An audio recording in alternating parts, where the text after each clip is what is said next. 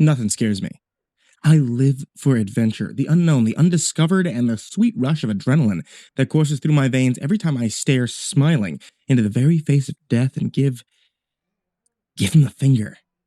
I've hunted grizzlies in the Alaskan wilderness armed with nothing but a bow to give my apex predator prey a fair shot at winning.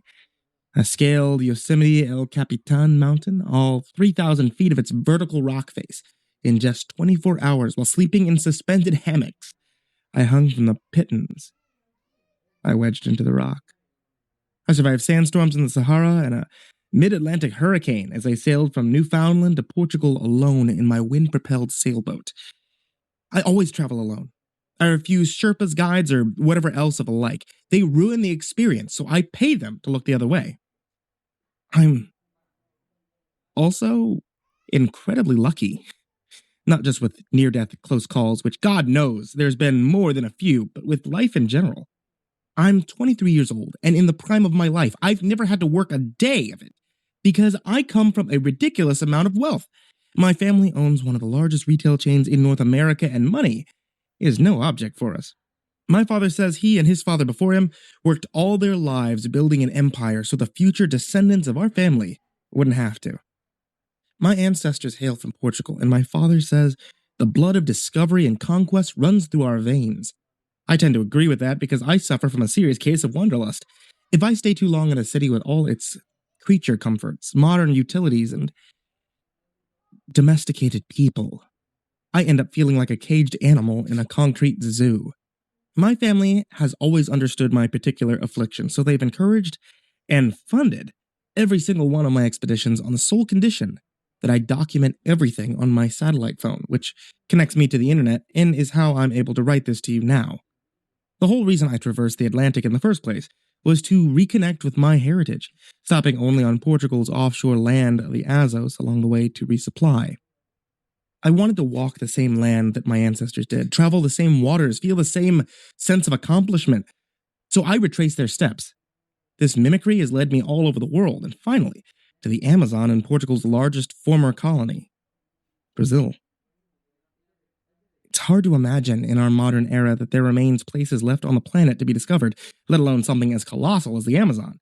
But here she stands, 5.5 million square kilometers in all her glory, just begging to be explored.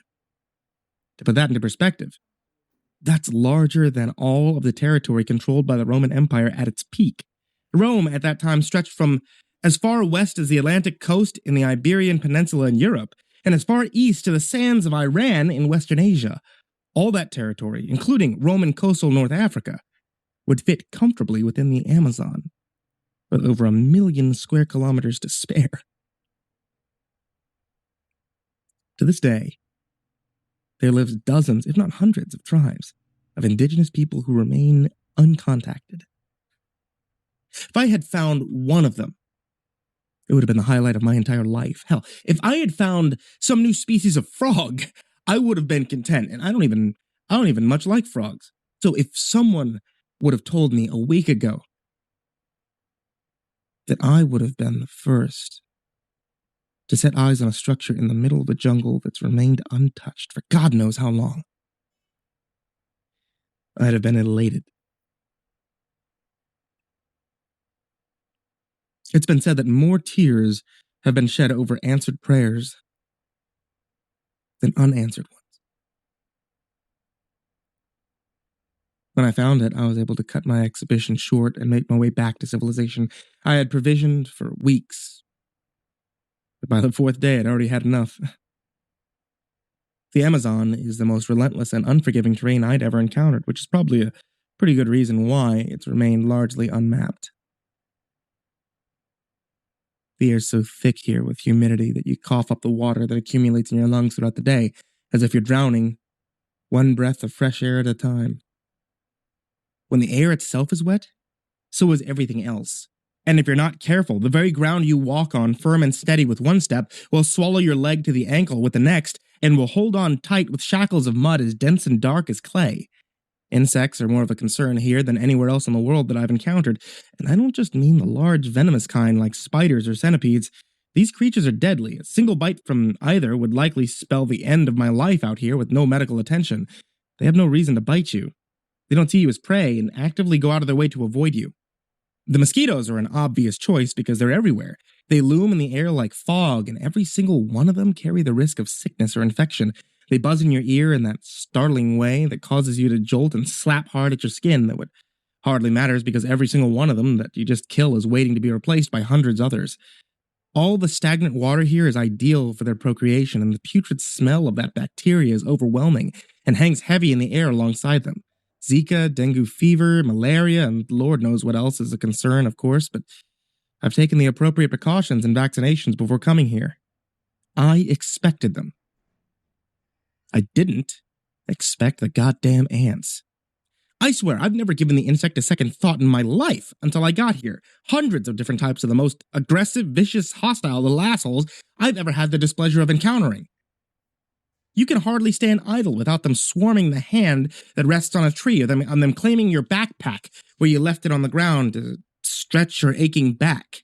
Red ants, army ants, bullet ants, each one more terrible than the last. My heart nearly stopped completely when one of the latter found its way into my boot, through an opening where my pant leg untucked. A sting from one of those, and the victim can only wait it out and writhe in agony on the ground as it builds and crescendos over the course of several hours. That's what I've been told anyway.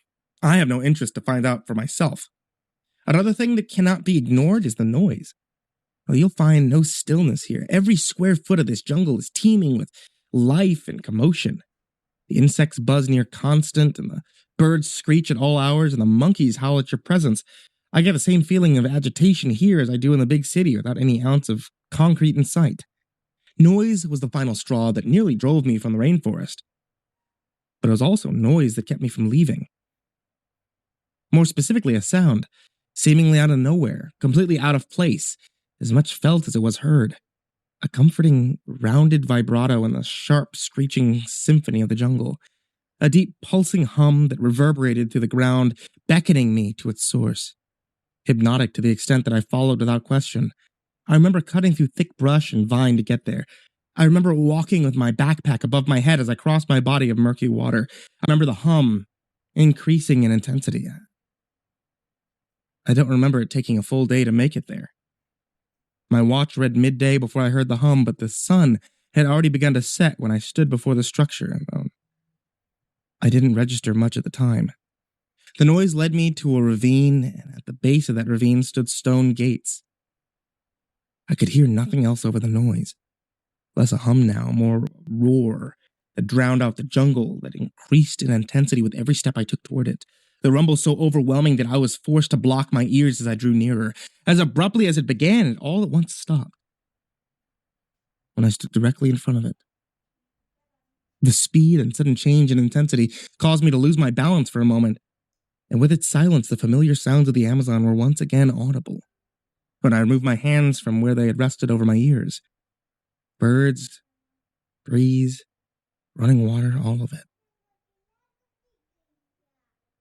I observed my discovery in awe. Massive twin slabs of stone, standing side by side almost seamlessly, and held up by enormous primitive hinges. Locked only by a massive wooden log, resting horizontally on iron brackets, creating a door bolt. I whispered something inaudible, even to myself, and looked around me. The walls on either side and behind the door ran incredibly high, and the tree roots and vines that grew dense out of them blocked out most of the setting sun. A small creek ran behind my feet, and I followed its stream with my eyes to where it ran under the small gap beneath the stone, thinking that the water must feed into an underground cave blocked only by the gate. Watermarks and algae covered its base, formed by the rising and falling levels of the creek throughout the years. Letting my eyes travel all the way to the top, I noticed something that I hadn't before. Words. 6 of them, 3 carved into each stone slab. Abandone toda esperanza con entaraki. My Portuguese was rusty, but I instantly recognized it as a warning. I felt a smile tug at the corners of my mouth, and before I knew it, I was laughing. Hysterically, I threw my head back and let out a tremendous cry of triumph. I had discovered something. If the conquistadors of the old world thought it necessary to build a structure like this, out in the middle of nowhere, to discourage entry, then whatever lie beyond it will surely land me on the cover of National Geographic. I lifted one end of the massive log with all my strength and allowed it to crash at my feet. Then made my way to the opposite end to repeat the process. I dragged the log as far away from the stone as I could. The hinges screamed as they moved for the first time in centuries, and I screamed with them from the exertion it took to move them. When the door was ajar, I stood before them, doubled over and panting, watching as the sweat from my face dripped into the stream and flowed into the entrance. I gazed into it, shaking my head and squinting at the light. For all things I was expecting to lie beyond the door, a valley was not among them. Daylight had already faded into blackness behind me, but before me, within the entrance, a glow emitted like obstructed moonlight. I straightened, walking right up to it, and breathed deeply as I passed its threshold. The breath I drew was refreshingly free from humidity, clean and somewhat cool. The moon overhead was indeed obstructed, and its light shone brightly in tandem with the constellations that littered the heavens. Hundreds, if not thousands, of yellow fireflies scattered about the landscape, mimicking the shimmering stars with soft bioluminescence. The reflection of the moon on the rushing water of the creek was sparkling in competition, all this creating the most breathtaking, beautiful scene I'd ever had the pleasure of witnessing. The valley was vast, but its borders were visible. It's 50 or 60 acres guarded by mountainous walls on all sides like a crater. I walked, mouth open, at the wonder of all of it. Everything here seemed out of place for South America. The climate, the trees, bloody grass, all of it. What I found exactly, I still wasn't sure. A different ecosystem that seemed to have evolved independently from, yet still deep within the rainforest.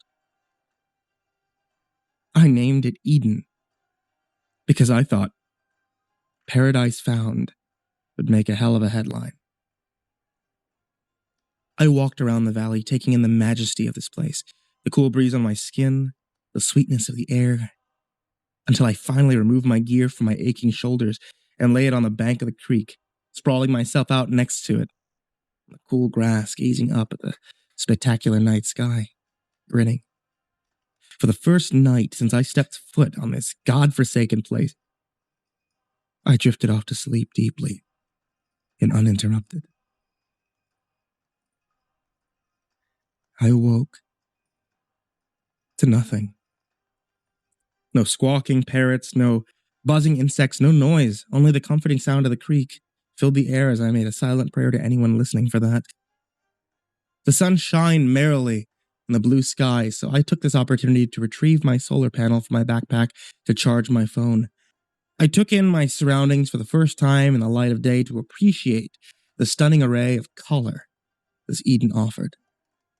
From the vivid evergreen pasture on the ground to the crystal blue of the sky, and everything in between was magnificently vibrant.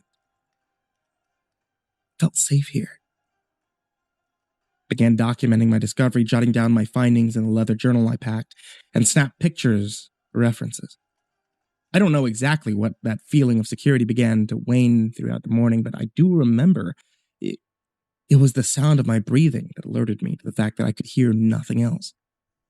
No birds or insects still, but even the creek was now silent. The hair on the back of my neck stood at the realization that no pin drop can be heard should one fall anywhere in this valley. I dropped my gear and I made my way to the outer walls where the gate stood, scaling the hill that stood between us. I was at the peak when I was able to see past the cliffs of the wall above me. My eyes shifted from the crystal blue of the sky above me to the deep blackness that began to swallow it whole from the peripherals. I rubbed my eyes at this, but it didn't seem to help. Above me in a large circle was the sky, and I'd always known it, but in a larger ring around it was blackness. I say blackness, but it hardly does it justice. Night is black, but night is something.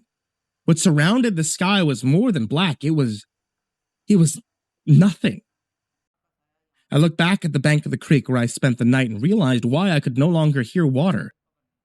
Because there was none left of it to speak of. The very ground it ran over was left cracked and dry.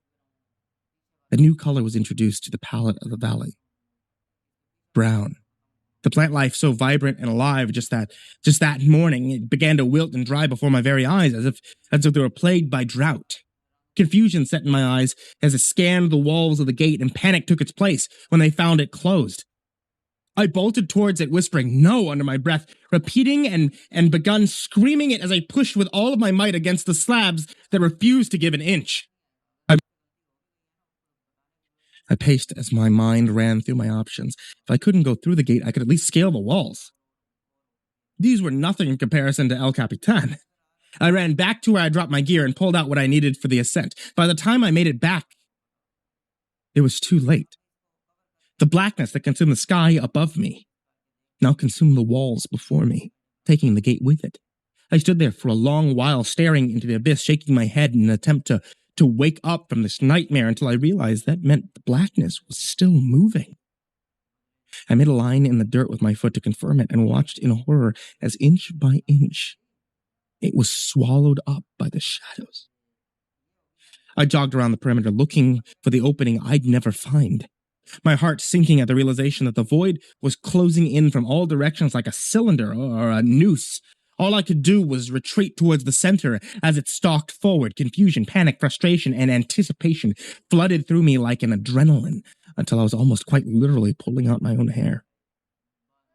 Minutes grew into hours, and I howled into the abyss in defiance. But it offered no echo as a reply. The rocks I hurled into it were swallowed whole with no sound or sign of them landing. No way under. No way over. No way out. I made my way back to my gear and sat beside it, head in hands, powerlessness. Completely foreign concept to me. The grass beneath me cracked like dry leaves under my weight as I opened my bag to retrieve my canteen. My camera fell from where it was nestled within it, illuminating the rear LCD screen in the tumble. The image of the last picture I took filled its display as I felt my brow furrow. As I leaned over to pick it up, I struggled to comprehend what it was that I was seeing. In the place of the lush green forestry that I had photographed was a picture of smoke. I hit the left keypad to scroll back through my other shots, and the next dozen or so were the same. I checked the timestamps to make sure that they were, in fact, the same photos that I had taken earlier to confirm. Embers were introduced as I continued to scroll, and slowly they grew stronger into flame with every click of the button, my heart pounding in my throat until abruptly the screen went from inferno to black. Another hit of the button, yet another black screen. I checked the numbering at the top right. It read 600 of 757. Another click. The monitor remained black, but 600 fell to 599. It was the 546th shot when I saw it. Two yellow specks of light in the distance of the photo. The next 5 clicks brought them slowly closer, then 5 followed after that, introduced more pairs of yellow light under the screen. It was shimmering as if taken a picture of that clear night sky. It was only as the original pair grew ever closer to my camera that I registered. I was looking at eyes. Thousands of pairs of them, scattered everywhere, watching me from all angles of the darkness, and waves of chill ran through my body as I remembered my first night here. Firefly. The final click of my button turned my screen a bright yellow altogether, as if one of the eyes were pressed up close against the lens. I squinted at the brightness, realizing for the first time just how dark my surroundings were becoming. I looked up, and all I could do was watch as bit by bit the blackness eclipsed the sun above me, the light growing fainter until altogether I was plunged into darkness. It's been 19 hours since then, and my phone's battery reads 2% at the end of my typing. There's no sun left from my solar panel to source. I fear this is going to be my final words. I watch as my leather journal burns in the fire that I had made to ward off the cold. I observe as the light it emits is absorbed by the void no bigger at this point than my own arm's span. The hum I heard first in the Amazon comes and goes louder than ever, making it difficult to think. What happens when it closes? I can't be sure. As I pulled out another object from my bag to burn, an ant from the Amazon ran from where it was taking refuge within it. And the sight of another living creature filled me with more joy than I could put into words. I tried to make him stay. I tried to prevent him from scurrying off into the blackness, throwing myself on the ground, stretching my hand out to catch him. I failed. I couldn't help but weep like a child at this abandonment. Just a day ago, I wished death on every single one of them that resided in the jungle, and now I give anything to be kept company by one. To not have to face this alone. 1%. To my family, take care of each other. I love you all more than anything, and I'm sorry that I'm forced to leave you. Dad, I promised you that I would never let you outlive a child. Forgive me. Don't come looking for me. Don't come looking for it. I found something out here in the jungle. What it is, I don't know, but I've heard it said that hell is a culmination of everything that you feared most. And as I stare into the nothingness that surrounds me, I can't help but laugh out loud because there's not a goddamn thing in this world that I'm afraid of. But nothing